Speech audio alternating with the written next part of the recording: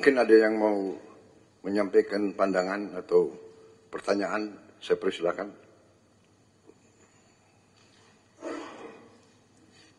Silakan. Terima kasih Bapak Presiden. Well, first of all, thank you, Mr. Gate, for your contribution to Indonesia and also to the world. Under the direction of Bapak Presiden, actually, as a Minister of Investment, and also at the same time, I lead the CEO of Danantara, which is our newly established sovereign wealth fund. And yesterday morning, we had a discussion with your team, because in Danantara, we also setting up the Danantara Trust Fund. And, on the internal discussion, we are committed actually to put 1 to up to 2.5% of our dividend payout ratio.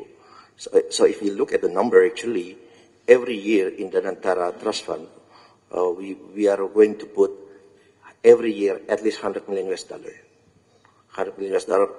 And for the next 5 years, even 5 to 6 years, if we look at the number, actually we will pledge to put up to $1 billion in the Danantara Trust Fund. So there's a potential collaboration with Gates Foundation also, because we are looking also in the same line of industries such as education, health, sanitation, and poverty alleviation. So again, there's potential collaboration, and we look forward get your feedback also on this. Thank you. And ladies and gentlemen, I'm working with Pak Rosan basically because every year I have a 1 billion rolling over grant for all institutions, and most of them come from the Gates Foundation, like Global Fund, and that is where I learned that in developed country, the philanthropy funding average is 2% of. So the potential in Indonesia with 1.5 trillion GDP is $30 billion per annum. However, many Indonesians would like to give, but the money they give is not through Indonesia, but through other countries. Because during COVID, I received a lot of grant from Pak Mukhtar Sinarwijaya, from Tanoto Foundation, but through other countries. The reason is because we don't have a trusted entities, because trust cannot be forced. It has to be earned. So that's why I talked with Pak Rosan, maybe we can establish, copying what Temasek Trust has, creating a Danantara Trust. And I wish Pak Bill, you can sit at the board with Pak Ray Dalio, your friends, because Pak Ray Dalio and Bill Gates also sit at the board of Chinese philanthropic education. Pak Rosan have the ample of money as a catalytic functions, and I believe all of our friends here can contribute also, and you can also help to contribute. And Pak Gates have a systematic management that can help us earning the trust for these people so they can start giving the money to us. Thank you.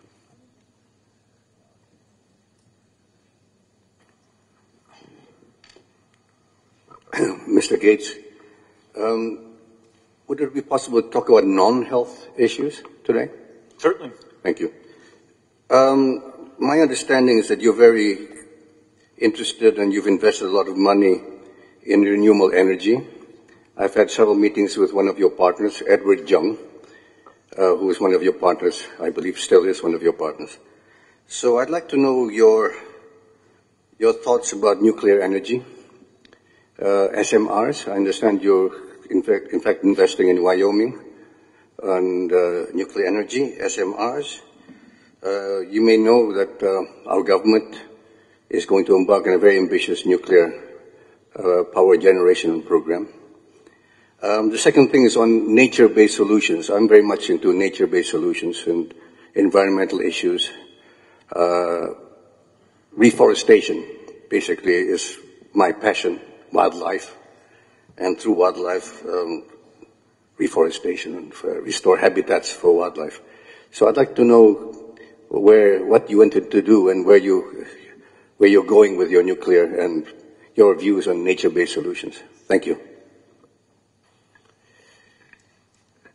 Yeah, so, as I started doing the foundation work, it became clear to me that we need low-cost electricity to help countries develop. But I also started to be educated about climate change and, understanding that, we have to reduce emissions eventually to zero. And so I talked to my friends about, okay, can we make nuclear energy cheap? So I started a company in 2006 that's called TerraPower to make what's called a fourth generation reactor. Today's reactors are water cooled and they have a lot of pressure in the reactor. And so they're a bit complicated. So often the cost can be very high.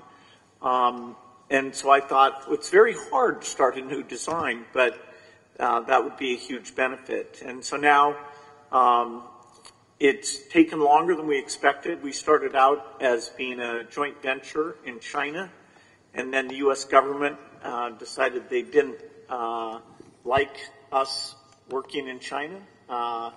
And so we had to change, and actually now, as you said, we're building our first reactor in the United States. There's a lot of countries that and so we have to make it cheap, and we have to show that this new design is extremely safe. And, places like Japan, South Korea, France, the UK, they have in their plans a desire to use nuclear energy. But right now the plants are expensive. And so we are hoping, as we build 20 of these reactors, the cost can be very low. Part of that will be through a very strong partnership we have with some companies in South Korea. Hyundai and SK are investors in this work. And so in 2030, that first reactor will turn on. And so during that decade, we would hope to build over 30 gigawatts.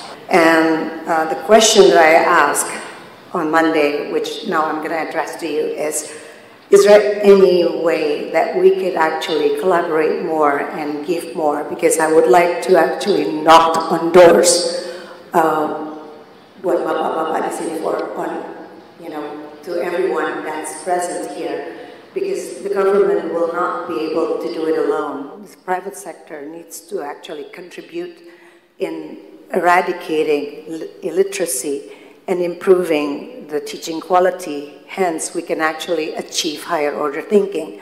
Unfortunately, that is the biggest hurdle that we experience in finding new talent in employment.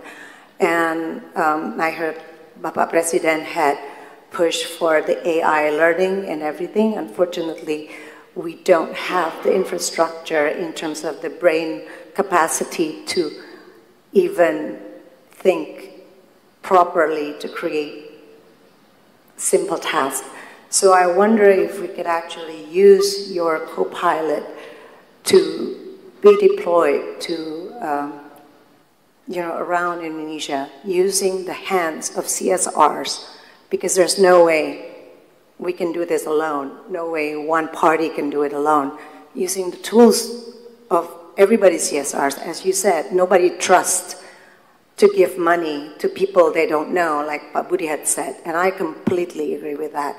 So if they know everyone that sits here and actually working for the same cause and the same vision, the basic need that we need is to help our teachers, teaching faculties all over Indonesia, from maybe -10 to become -5, -5 to become 0, and hopefully the more elite education could become more global standard. So it's a very big question, but that's basically the essence. Thank you. Yeah, so, obviously I think, if you've got two things that help the future of your country, that health and education, would go together. The healthier the kids are, less stunting, malnutrition, the more they can be educated, and then, of course, the more they're educated, then their, economic output allows the government to put more into health, and you get this virtuous cycle. If you look at education statistics in this region, the two exemplars would be Singapore and Vietnam. Singapore is kind of amazing, which is, okay, they're rich and it's partly cultural, but their education outcomes are really amongst the best in the world. Vietnam, for its level of income, is the best in the world. They run, and it's not through the use of technology. I'm a huge believer that, particularly as you get up into high school and college, that having access to these learning tools, these tutoring tools from AI will help. But the key thing that allows a country to be an exemplar is that they train the teachers well and they have very high expectations for the teachers. In some countries, the teachers are so politically strong that asking them to do this, what's called structured pedagogy, sometimes doesn't work well. Our education work is a very small part of the foundation, only about 4%, and most of it's in the US, but we have some partners in India. Ashish Dewan, who's actually a board member of the Gates Foundation. And India's a good story because 5 years ago, I would have said to you, India is not very serious about education because the measurements, they weren't paying attention. But really in the last 5 years, they're adopting new practices, including structured pedagogy. They're seeing very good improvement from quite a low level. But they're willing to look at the bad statistics and say, oh no. And they have a lot of interstate competition, whereas one state's doing something well, the other states are like, oh no, we have to catch up. So I think they're, even regionally, there's a lot that can be learned. Then you do want to connect into AI. The Gates Foundation funds a group called Khan Academy that does an AI called Khan Amigo. And they've had a few philanthropists, like some in Brazil and some in Mexico, that have gone to them and said, okay, we'll fund bringing that technology to our country. So, that would be a possibility. But, I wish I had enough to do both health and education in a serious way, but we're 90% health. But I'm totally aligned with you that education will be important, and now AI will finally help us with that.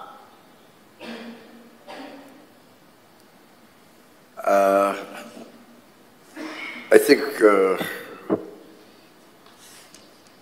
because of the time and Mr. Gates' very tight schedule, he has to fly to New York, so I apologize if I cannot give the opportunity to all of you, but at least we have heard the vision of Mr. Bill Gates, and Mr. Bill Gates promised also to sponsor very important events in Bali.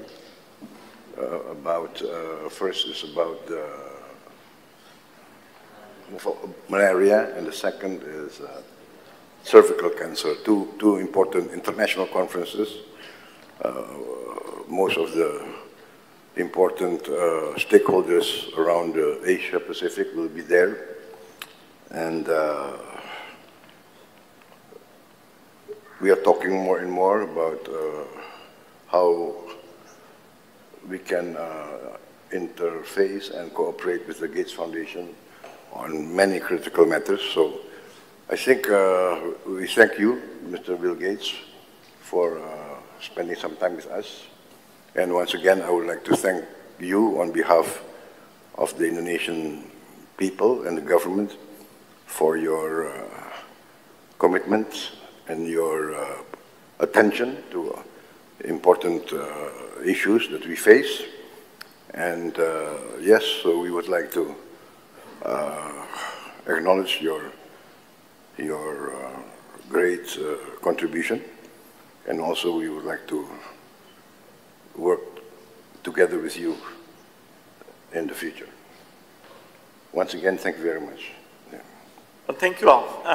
You know, I look forward to coming up with partnerships and all these different areas. So it's great to be here. Ya, saya minta maaf yang barisan belum kenalan, saya kira bisa maju ke depan untuk kasih tangan ke beliau. Kapan lagi ketemu Bill Gates? Cepat-cepat, tukang foto cepat.